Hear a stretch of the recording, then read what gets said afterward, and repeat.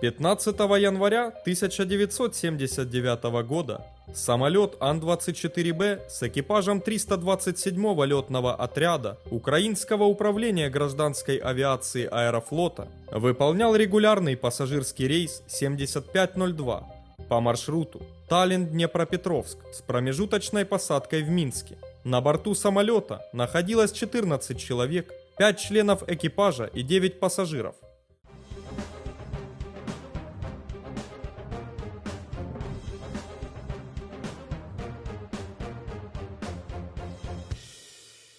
В 11 часов 14 минут Ан-24 вылетел из Таллинского аэропорта и после набора высоты занял крейсерскую высоту 4500 метров.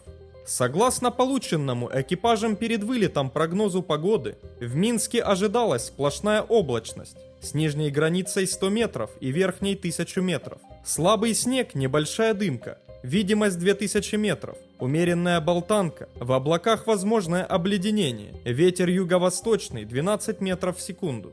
В 12 часов 42 минуты экипаж перешел на связь с диспетчером Минского районного центра Минсконтроль. А в 12 часов 49 минут после получения указания начал снижаться до высоты 3000 метров, предварительно включив противообледенительную систему ПОС. В 12 часов 54 минуты экипаж связался уже с диспетчером подхода, и тот разрешил снижаться сперва до высоты 2100 метров, а затем до 1200 метров.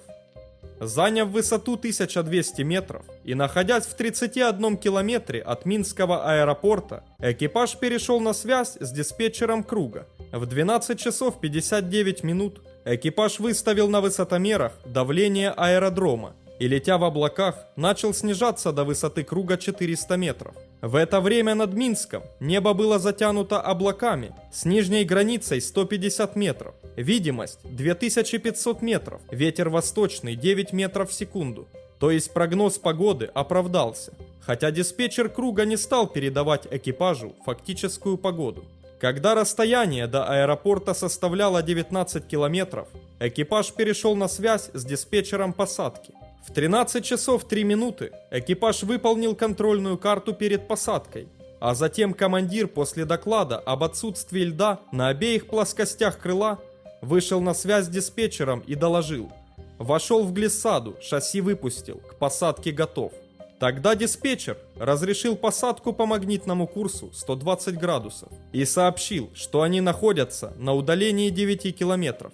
В 13 часов 4 минуты после запроса экипажа диспетчер передал их местонахождение. Удаление 7 километров, левее 50 метров, ниже глиссады 40 метров. Однако экипаж получение информации не подтвердил, а на запросы уже не отвечал. Около 13 часов 5 минут Ан-24 со скоростью 130 км в час и с вертикальной скоростью снижения 15 метров в секунду с небольшим углом тангажа упал между деревень Малая Медвежина и Барановщина на заснеженный глиняный карьер глубиной 15 метров. Самолет проскользил по земле 14 метров, после чего он остановился в 5 километрах от торца взлетно-посадочной полосы и в 200 метрах левее ее оси. Самолет полностью разрушился, разброс обломков составил 30 метров, пожара при этом не возникло. Прибывшие аварийные службы обнаружили на месте катастрофы 3 тяжелораненых. Позже в больницах оба пассажира скончались от полученных ран. Всего в катастрофе погибли 13 человек, 5 членов экипажа и 8 пассажиров. Единственным выжившим пассажиром была 3-летняя девочка. Расследованием причин катастрофы самолета Ан-24Б рейса 7502 занялось Министерство гражданской авиации СССР. При изучении обломков на передних кромках крыла, стабилизатора и киля следователи обнаружили лед шириной от 20 до 40 мм и толщиной до 2 мм. Согласно заключению комиссии, экипаж при заходе на посадку раньше времени выключил противообледенительную систему, хотя находился все еще в облаках. В результате крыло и хвостовое оперение начали покрываться льдом, что ухудшило продольную устойчивость самолета. В 7 километрах от взлетно-посадочной полосы, когда самолет летел со скоростью 220 км в час, на высоте 300 метров, и с выпущенными в посадочное положение закрылками, экипаж после получения информации от диспетчера о боковом уклонении и следовании ниже глиссады увеличил режим работы двигателей. После этого на стабилизаторе произошел срыв потока. Поэтому экипаж, действуя согласно руководству полетной эксплуатации, убрал закрылки до 10 градусов и уменьшил режим работы двигателей до малого газа. Летя далее в облаках, экипаж не стал уходить на второй круг. За 18 секунд до катастрофы Ан-24 вышел на критические углы атаки, при этом сильно снизилась его поступательная скорость. Из данной аварийной ситуации самолет вывести уже было невозможно.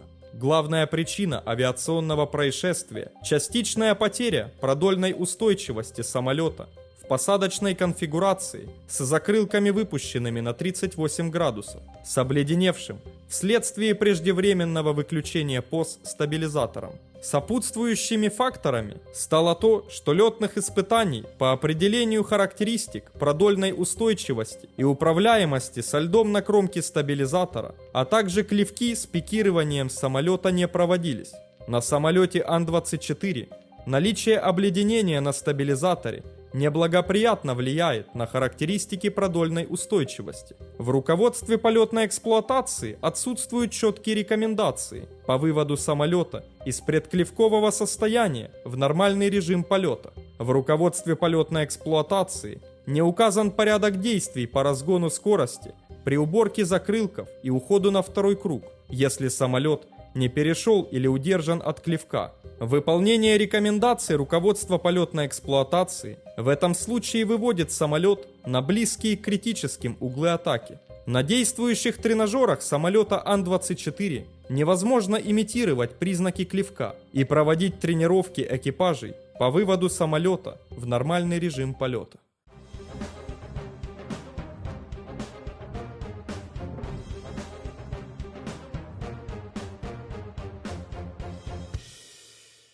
Смотрите также.